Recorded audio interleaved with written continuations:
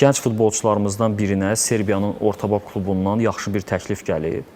O da agentini götürüb, yollanıblar Serbiyaya. Klubun infrastrukturuna baxıblar, şərtləri razılaşdırıblar, maliyyə şərtlərində də razılığa gəliblər və ilk baxışdan hər şey qaydasında gedib. Amma futbolçumuz 2 məşqə çıxandan sonra deyib ki, mən burada qala bilmərəm. Hamı çaşqınlıqdadır. Nə olub, nə baş verib, niyə belə eləyirsən? Klub rəsmiləri, baş məşqçi, agent, hamı bilmir ki, yəni nə baş verib. Soruşublar, deyir, burada məşqlər ağırdır, bu yükləmələrə mən tab gətirə bilmərəm. Buna başa salmağa çalışıblar ki, etmə, eləmə, bütün bu yükləmələr, ağır məşqlər sənin inkişafın üçün çox xeyirli olacaq.